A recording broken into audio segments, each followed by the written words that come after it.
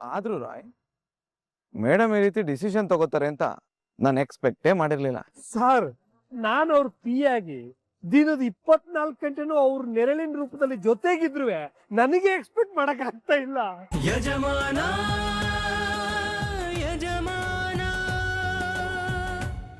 Madam, ಒಂದ್ಸಲ ಏನಾಗಿದೆ ಅಂತ ಕ್ಲಾರಿಟಿ ತಗೊಂಬಿಡಿ. ರಾಯ್, ವೇಷದ ಜೊತೆ ಭಾಷೆನೂ ಬದಲಾಯಿಸ್ಕೊಂಡ್ ಬಂದಿದ್ ಕಾಡ್ನ ಹೇಗಾದ್ರೂ ಮಾಡಿ ನನ್ನ ಬಲೆಗ್ ಬೀಳ್ಸ್ಕೋಬೇಕು ಅನ್ನೋ ಉದ್ದೇಶನಾಗ್ಲಿ ಉಪದೇಶನಾಗ್ಲಿ ನಮಗ್ ಬೇಗ ಅರ್ಥ ಆಗಲ್ಲ. ಸಮಯನೇ ಅರ್ಥ ಮಾಡಿಸ್ಬೇಕು. ಹಾಗಿದ್ರೆ ಹೋಗ್ಲೇಬೇಕು ಅಂತ ಡಿಸೈಡ್ ಮಾಡಿದ್ಯಾ? ನೀವು ಹೋಗ್ಲೇಬೇಕು ಅಂತ ಹೇಳಿದ್ಮೇಲೆ ಹೋಗೋದ್ ಬಿಟ್ಟು ಬೇರೆ ದಾರಿ ಇಲ್ವಲ್ಲ ಮೇಡಮ್? ಕನ್ವಿನ್ಸ್ ಮಾಡ್ಬೋದಲ್ವಾ?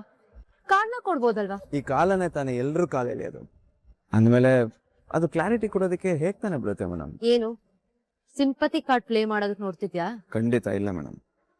ಸದ್ಯಕ್ಕೆ ಇವಾಗ ನೀವು ನನ್ನನ್ನು ಇಲ್ಲಿಂದ ಕಳಿಸ್ಬೇಕು ಅಂತ ತೀರ್ಮಾನ ಮಾಡಿದ್ದೀರಲ್ವಾ, ಅಂದಮೇಲೆ ವಾದ ಮಾಡಿಕೊಂಡು ಅಥವಾ ಆಗಿರೋ ವಿವಾದಕ್ಕೆ ಕ್ಲಾರಿಟಿ ಕೊಡೋದಕ್ಕೆ ಸಾಧ್ಯನೇ ಇಲ್ಲ.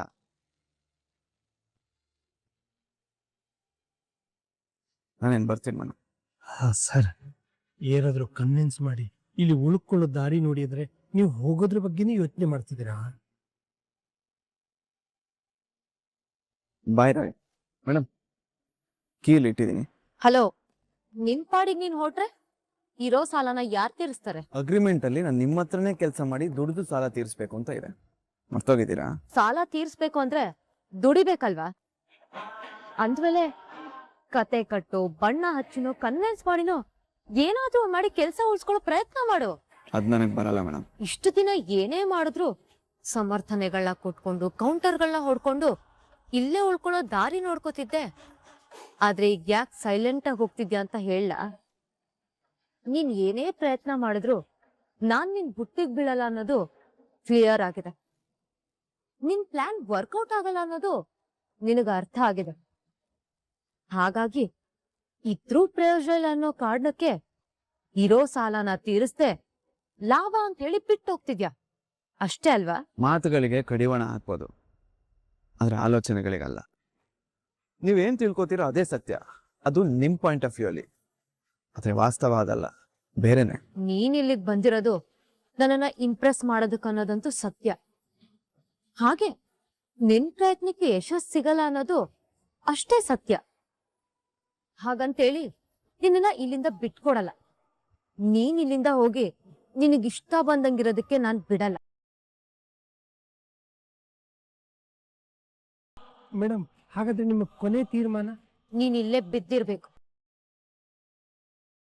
ಅಗ್ರಿಮೆಂಟ್ ಪ್ರಕಾರ ನಿನ್ ಸಾಲನ ತೀರ್ಸೇ ಹೋಗ್ಬೇಕು. ಹೋಗೋದ್ರ ಬಗ್ಗೆ ಮಾತ್ರ ಅಲ್ಲ, ಇನ್ ಮುಂದೆ ಕೆಟ್ಟದ್ರ ಬಗ್ಗೆನೂ ಯೋಚನೆ ಮಾಡಬಾರ್ದು. ಇನ್ ಮುಂದೆ ಎಲ್ಲದಕ್ಕೂ ಈ ಝಾನ್ಸಿ ಅಡ್ಡ ಇರ್ತಾಳೆ. ಮುಖ ಏನ್ ನೋಡ್ತಿದ್ಯಾ? ಕೀ ಎತ್ಕೊಂಡು ಹೋಗ್ತಾ ಇರು.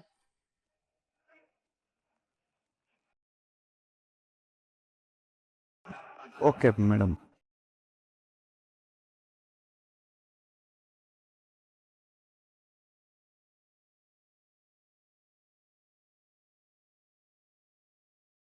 ನಿನ್ ಬದುಕು ನನ್ ಕೈಯಲ್ಲಿ, ಬೇರೆಯವ್ರ ಬದುಕಲ್ಲಿ ಆಟ ಆಡೋದಲ್ಲ.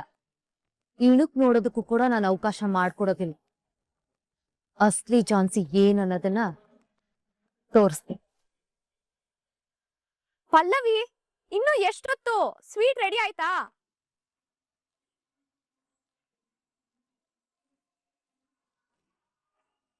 ಹೇ ಝಾನ್ಸಿ, ಮತ್ತೆ ಕಾಲ್ ಮಾಡ್ತಿದ್ದಾಳೆ. ಇವತ್ ನನ್ಗೆ ಡಬಲ್ ಧಮಾಕ ಅನ್ಸುತ್ತೆ. ಹಾ ಹೇಳ್ ಝಾನ್ಸಿ. ಅನಿತಾ, ನೀನ್ ಹೇಳಿದ್ರ ಬಗ್ಗೆ ಡೀಪಾಗಿ ಯೋಚನೆ ಮಾಡಿ ನೋಡ್ದೆ. ನೀನ್ ಹೇಳಿದ್ದು ಸರಿ ಅನ್ನಿಸ್ತು. ಇವನ್ ಹೊರಗಡೆ ಇದ್ರೆ ಎಲ್ಲ ಹೆಣ್ಮಕ್ಳಿಗೂ ಡೇಂಜರ್. ಏನ್ ಹೇಳಿದ್ರಿ? ಇನ್ನೊಂದ್ಸಲ ಹೇಳಿ, ಸರಿಯಾಗಿ ಕೇಳಿಸ್ಲಿಲ್ಲ. ಅದೇ ಅನಿತಾ, ಇವನ್ ಹೊರಗಡೆ ಹೋದ್ರೆ ತುಂಬಾ ಕಷ್ಟ ಅಲ್ವಾ? ಅದಕ್ಕೆ ನಾನು ಇವನ್ಗೆ ಸರಿಯಾದ ಶಿಕ್ಷೆ ಕೊಟ್ಟಿದ್ದೀನಿ. ಹೌದಾ? ಸೂಪರ್. ಅಂದಾಗೆ ಏನ್ ಶಿಕ್ಷೆ ಕೊಟ್ಟಿದ್ಯಾ ಝಾನ್ಸಿ? ಅವನೆಲ್ಲೂ ಹೊರಗಡೆ ಹೋಗ್ಬಾರ್ದು, ಅವನಿಂದ ಒಂದೇ ಒಂದು ಹುಡುಗಿ ಲೈಫು ಹಾಳಾಗ್ಬಾರ್ದು ಅನ್ನೋ ಕಾರಣಕ್ಕೆ ಅವನ್ ನನ್ ಕಪಿ ಮುಷ್ಟಿಲ್ ನನ್ ಕಣ್ ಮುಂದೆನೆ ನನ್ ಜೊತೆಲೆ ಬಿದ್ದಿರ್ಬೇಕು ಅಂತ ಅವನನ್ನ ಮತ್ತೆ ಡ್ರೈವರ್ ಆಗಿ ಅಪಾಯಿಂಟ್ ಮಾಡ್ಕೊಂಡಿದ್ದೀನಿ.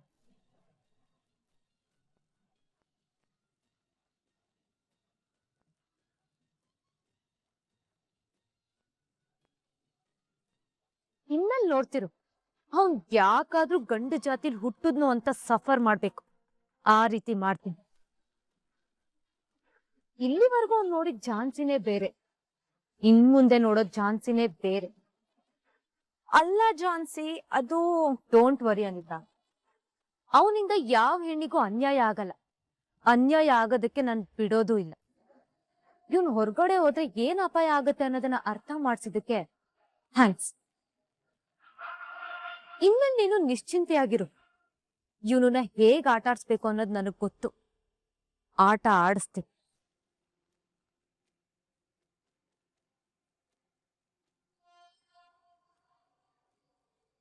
ಏನೇ ಖುಷಿ ಆಗ್ತಿದ್ಯಾ ನಿನ್ಗೆ? ಅದಕ್ಕೆ ತಾನೇ ಅವಾಗ್ಲೇ ನಕ್ಕಿದ್ದು. ಅಲ್ಲ ಅನಿತಾ, ಅದು ನಗ್ತೇನೆ? ನನ್ನ ನೋಡಿದ್ರೆ ನಿನಗ್ ನಗು ಬರುತ್ತಾ? ಹಾಗೆಲ್ಲ ಏನೂ ಇಲ್ಲ ಅನಿತಾ. ಸ್ವೀಟ್ ಕೇಳ್ದಲ್ವಾ, ತಗೋ. ಹಿಂಡಲ್ ಮಾಡ್ತಾ ಇದ್ಯಾ? ನನ್ ಮನ್ಸಲ್ ಬೆಂಕಿ ಹತ್ಕೊಂಡು ಉರಿತಾ ಇದ್ರೆ ನೀನು ಸ್ವೀಟ್ ಕೊಡಕ್ ಬರ್ತೀಯಾ?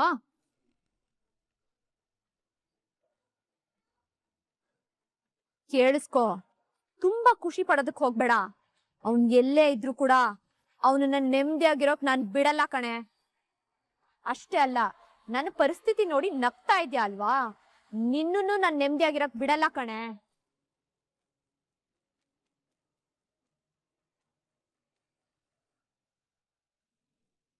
ಆದ್ರೂ ರಾಯ್, ಮೇಡಮ್ ಈ ರೀತಿ ಡಿಸಿಷನ್ ತಗೋತಾರೆ ಅಂತ ನಾನು ಎಕ್ಸ್ಪೆಕ್ಟೇ ಮಾಡಿರ್ಲಿಲ್ಲ. ಸರ್, ನಾನು ಅವ್ರ ಪಿ ಆಗಿ ದಿನದ 24 ಗಂಟೆನೂ ಅವ್ರ ನೆರಳಿನ ರೂಪದಲ್ಲಿ ಜೊತೆಗಿದ್ರು ನನಗೆ ಎಕ್ಸ್ಪೆಕ್ಟ್ ಮಾಡಕ್ ಆಗ್ತಾ ಇಲ್ಲ. ಅದೇ ರಾಯ್, ನನಗೂ ಕನ್ಫ್ಯೂಷನ್. ಸರ್, ಇದರಲ್ಲಿ ಕನ್ಫ್ಯೂಸ್ ಮಾಡ್ಕೊಳ್ಳುವಂಥದ್ದು ಏನಿಲ್ಲ. ಮೋಸ್ಟ್ಲಿ ಮೇಡಮ್ ಬುದ್ಧಿ ಮಾತಕ್ಕಿಂತ ಮನ್ಸಿನ ಮಾತು ಕೇಳಿರ್ಬೇಕು. ಕೆಲವು ಸಲ ಬುದ್ಧಿ ಮೋಸ ಮಾಡಿದ್ರು ಮನಸ್ಸು ಮೋಸ ಮಾಡಲ್ಲ ಅಲ್ವಾ ಸರ್? ಮೇಡಮ್ ಯಾವ ಕಾರಣಕ್ಕಾದ್ರೂ ನಿರ್ಧಾರ ಮಾಡಿರ್ಲಿ, ಆದ್ರೆ ಒಳ್ಳೆ ನಿರ್ಧಾರನೇ ಮಾಡಿದ್ದಾರೆ. ಆದ್ರೆ ಒಂದಂತೂ ಸತ್ಯ ಸರ್, ನೀವೀಗ ಒಳ್ಳೆ ರಿದಮ್ ಅಲ್ಲಿ ಇದ್ದೀರಾ, ಅದನ್ನೇ ಕಂಟಿನ್ಯೂ ಮಾಡಿ ಸರ್. ನೀವು ಮೊದ್ಲು ಹೀಗೆ ಚೇಂಜ್ ಆಗಿ ಆಟಿಟ್ಯೂಡ್ ತೋರಿಸಿದಾಗ ಯಾಕೆ ಈ ತರ ಮಾಡ್ತಿದ್ದಾರೆ, ಇದು ಮೇಡಮ್ ಮುಂದೆ ವರ್ಕ್ ಆಗಲ್ಲ ಅಂತ ಅನ್ಕೊಂಡಿದ್ದೆ. ಆದ್ರೆ ಇವಾಗ ನಿಮ್ಮ ಐಡಿಯಾನೇ ಸೂಪರ್ ಡೂಪರ್ ಸಕ್ಸಸ್ ಸರ್. ಇನ್ಮೇಲೆ ತಗ್ಗಿ ನಡಿಬೇಡಿ, ನುಗ್ಗಿ ಹೊಡಿತಾ ಇರಿ. ನಮ್ ಮೇಡಮ್ ಎದುರಿಗೆ ಅದೇ ಕರೆಕ್ಟ್ ಫಾರ್ಮುಲಾ. ನನ್ನ ಉದ್ದೇಶ ನೀನ್ ಹೇಳ್ತಿರೋದು ಸರಿ ರಾಯ್, ಆದ್ರೂ ಎಲ್ಲೋ ಏನೋ ಮಿಸ್ ಹೊಡಿತಾ ಇದೆ. ನಮ್ಮ ಸ್ಟ್ರಾಟಜಿ ಪೀಕ್ ಅಲ್ಲಿದ್ದು ಒಳ್ಳೆ ರಿಸಲ್ಟ್ ಸಿಕ್ತಿದ್ದಾಗ ನಾವು ಬೇರೆ ಏನು ಯೋಚನೆ ಮಾಡಬಾರ್ದು. ಈಗ ನೀವು ಆಡಕ್ ಹೋಗಿರೋ ಆಟದಲ್ಲಿ ಫೀಲ್ಡು ನಿಮ್ದೆ, ಆಟನೂ ನಿಮ್ದೆ. ಆಟ ಮುಂದುವರಿಸಿ, ಯಾವುದೇ ಕಾರಣಕ್ಕೂ ಗೇಮ್ ಪ್ಲಾನ್ ಚೇಂಜ್ ಮಾಡಬೇಡಿ, ಯಾವ ವಿಷಯದಲ್ಲೂ ಕಾಂಪ್ರಮೈಸ್ ಆಗ್ಬೇಡಿ. ಖಂಡಿತ ಗೆಲುವು ನಿಮ್ದೇ ಆಗುತ್ತೆ ಸರ್. ಇನ್ಮೇಲೆ no more confusion, no more discussion. ನೋಡ್ತಾ ಇರಿ ಸರ್, ನೀವ್ ಅನ್ಕೊಂಡಂಗೆ ಆಗುತ್ತೆ.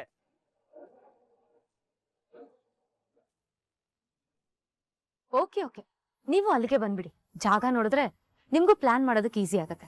ಯಾ, ಓಕೆ, ಥ್ಯಾಂಕ್ ಯು. ಝಾನ್ಸಿ, ಏನಮ್ಮ ಹೊಸ ಕನ್ಸ್ಟ್ರಕ್ಷನ್ ಆಫೀಸ್ ಏನಾದ್ರು ಓಪನ್ ಮಾಡ್ತಾ ಇದೀಯಾ? ಇಲ್ಲ ತಾತ. ಮತ್ತೆ ಸ್ಕೆಚ್ ಪ್ಲಾನ್ ಮಾಡಕ್ ಅನುಕೂಲ ಆಗತ್ತೆ, ಅಲ್ಲಿ ಬಂದ್ಬಿಡಿ ಅಂತ ಏನೋ ಹೇಳ್ತಾ ಇದ್ಯಾ? ಅದು ಅಮ್ಮನ ಆಸೆ ಕನ್ಸಾಗಿದ್ದ ಆಶ್ರಮ ಕಟ್ಟೋದಕ್ಕೆ ತಾತ.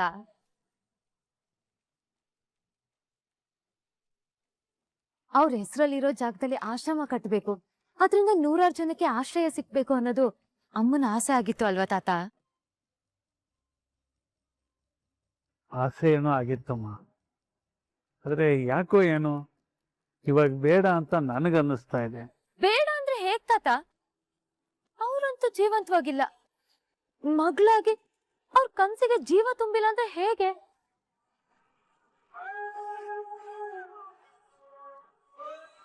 ಯಾಕಪ್ಪ ಸೈಲೆಂಟ್ ಆಗ್ಬಿಟ್ಟೆ? ಮಾತಾಡು. ನೋಡಮ್ಮ, ಇಲ್ಲಿವರೆಗೂ ನೀನ್ ಏನ್ ಮಾಡಿದ್ರು ಬೇಡ ಅಂತ ನಾ ಹೇಳ್ತಾ ಇರ್ಲಿಲ್ಲ. ಇಷ್ಟು ದಿವಸ ಪರಿಸ್ಥಿತಿ ಬೇರೆ ತರ ಇತ್ತು, ಆದ್ರೆ ಇವಾಗಿನ ಸನ್ನಿವೇಶ ಬೇರೆ ತರ ಇದೆ. ನನಗನ್ಸುತ್ತೆ ನಿನ್ನ ಆಶ್ರಮದ ಕನಸನ್ನ ಒಂದು ಸ್ವಲ್ಪ ದಿವಸ ಮುಂದಕ್ಕೆ ತಳ್ಳೋದು ಒಳ್ಳೇದು. ಹಾಗೆ ಆಶ್ರಮ ವಿಷಯ ಬಂದಾಗ ಆದಷ್ಟು ಬೇಗ ಆಗ್ಬೇಕನ್ನೋದು ನಿನ್ನಾಸೆನೂ ಆಗಿತ್ತು ಅಲ್ವಾ ತಾತ? ಕೆಲವೊಂದ್ ಸಮಸ್ಯೆಗಳಿಂದ ಅದು ಕ್ಲಿಯರ್ ಆಗಿರ್ಲಿಲ್ಲ, ಆದ್ರೆ ಈಗ ಅದು ಕ್ಲಿಯರ್ ಆಗಿದೆ ಅಂದ್ಮೇಲೆ ಪ್ರೋಸೆಸ್ ಶುರು ಮಾಡ್ಬೇಕು ತಾನೆ? ನನಗನ್ಸುತ್ತೆ ನಿನ್ನ ಆಶ್ರಮದ ಕನಸನ್ನ ಒಂದು ಸ್ವಲ್ಪ ದಿವಸ ಮುಂದಕ್ಕೆ ಹಾಕೋದು ಒಳ್ಳೇದು. ತಾತ ನೀವೇ ಮಾತು ಹೇಳ್ತಿದ್ದೀರಾ? ಹೌದಮ್ಮ. ಯಾಕೆ ತಾತ ಇದಕ್ಕಿದ್ದಾಗಿ ಏನೇನೋ ಮಾತಾಡ್ತಿದ್ದೀರಾ? ಕಾರಣ ಏನ್ ಹೇಳಿ? ಅಲ್ಲಪ್ಪ, ಅದಕ್ಕೆ ಕನ್ಸನ್ನ ನನ್ಸ್ ಮಾಡ್ಬೇಕು ಅಂತ ಬರೀ ಜಾನ್ಸಿ ಆಸೆ ಮಾತ್ರ ಆಗಿರ್ಲಿಲ್ಲ, ನಿಮ್ ಬೈಕೇನೂ ಅದೇ ಆಗಿತ್ತಲ್ವಾಪ್ಪ. ಇವಾಗ ನೋಡಿದ್ರೆ ಯಾಕೆ ಈ ತರ ಮಾತಾಡ್ತಾ ಇದ್ದೀರಪ್ಪ?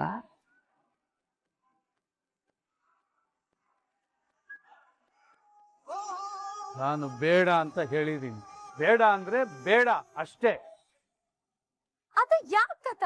ಈ ವಿಚಾರದಲ್ಲಿ ಯಾಕೆ ಏನು ಅಂತ ಕೇಳಬೇಡಮ್ಮ ಪ್ರಶ್ನೆಗಳನ್ನ. ನನ್ಗೆ ಈ ಸದ್ಯಕ್ಕೆ ಆ ಉತ್ತರ ಕೊಡೋದಕ್ಕೆ ಇಷ್ಟ ಇಲ್ಲ. ಆಗಲ್ಲ ಅಂದ್ರೆ ಹೇಗಪ್ಪ? ಅದಕ್ಕೆ ಹೆಸರು ಕಟ್ಟೋ ಆಶ್ರಮ ಸಮಾಜಕ್ಕೆ ಸೇವೆ, ಹಾಗೆ ಅದಕ್ಕೆ ಆತ್ಮಕ್ಕೂ ಶಾಂತಿ ಸಿಗುತ್ತೆ. ಮರೆಯಾದ ಜೀವ ಅಲ್ಲಿ ಜೀವಂತವಾಗಿರುತ್ತೆ ಅಲ್ವಾಪ್ಪ? ಶಾಂತಿ ಕೊಡೋ ಕೆಲಸ ಯಾವ್ದು ಮಾಡ್ಬೇಕಾಗಿಲ್ಲ. ಇನ್ ಮುಂದೆ ಫೋಟೋ ಹಾರ ಹಾಕೋದು ಬೇಕಾಗಿಲ್ಲ.